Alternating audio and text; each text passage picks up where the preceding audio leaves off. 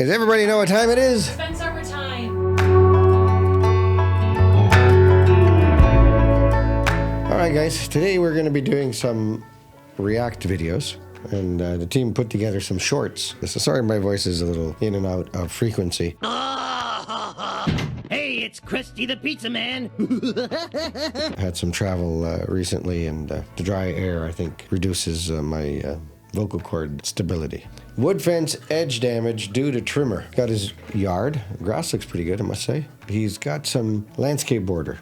Of course, what he's complaining about is what, Fence Armor is all about, protecting fences. And you can see the bottom of his posts. In this case, I say posts. These are the bottom of his pickets. This is kind of a board-on-board or shadow box. And the posts are actually not seen. You just see the pickets. And what's happening, of course, he's using his weed whacker, or his landscaper is. Perfect day to be at sea.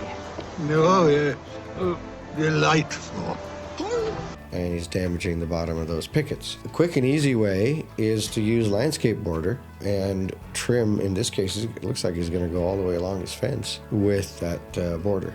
And it's a solution for straight line applications like this one. So if you had a situation like this and your posts were visible, then of course you've got fence armor for that. But between the posts on a picket or even in a playset area where you have a rock wall and you want to protect that straight surface, that'll work for you too. All right, the next one, tar to stop the rot. It's certainly not going to hurt, but this guy has a whole other application. The entire fence seems to be well painted. You're not staining over that, so if you ever wanted to stain or anything like that, you'd have no ability to do that in the future. Typically, anything above the ground doesn't rot. You don't often see, in fact, wood doesn't rot above the ground.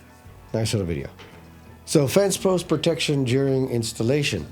And what they're doing is effectively putting plastic shrink wrap over the post and heat shrinking it kind of like an electrical wire. It's an idea. It's one of those things where you can try it, but it doesn't give you any warranty or anything. And again, above the ground, you want to protect it with fence armor to keep the membrane from failing. Some people say to use a plastic garbage bag. Certainly this is better than that. Anyway, what he's doing similar to the other one we saw, only instead of painting the whole fence in tar, he just decided to paint the part that's in the ground, which is more prudent. It'll definitely help. It doesn't give you a warranty. I mean, it won't last for long, especially once the wood starts checking and cracking. You're going to have no protection at that point. So fence post straightening and pouring new concrete around. Not sure exactly his idea here, but it reminds me of my kids when they broom the floor, and instead of scooping it away, they hid it under the carpet. Same kind of idea. The wood's starting to rot. Putting more concrete around it isn't going to solve the problem. Just saying. But yeah, it will hide it pretty damn well. In this case, that post isn't quite rotten all the way through, but putting more concrete around it isn't going to solve the problem, because it's not going to solve anything. It's just going to cover it, but it's going to rot just the same. It's going to continue the process. Simpson easy spike fence posts. I just don't get this one.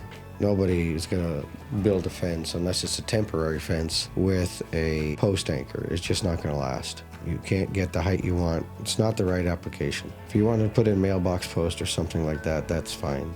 And if you were doing just a temporary fence, you just have to put it there for, I don't know, a few weeks, months for a specific application. That might be a good application. But for a permanent fence, don't even think about it. And this is just too funny. PT post decay protection. Some people say these units here are basically swimming pools for the post. And then at the same time, you got to drill holes in them before you put them in the ground, and then they want to seal them at the top. Yeah, it is funny. So give them credit on that. Maybe you shouldn't seal the bottom of your wooden fence post. This is a video that you may require a bit of patience to go through. But basically, you don't need to seal the bottom of your posts. Moisture will come up and escape. If you have a rock guard in place, the moisture won't go up that high. It'll stay down. Putting concrete above the ground and then tapering it down is not a solution either.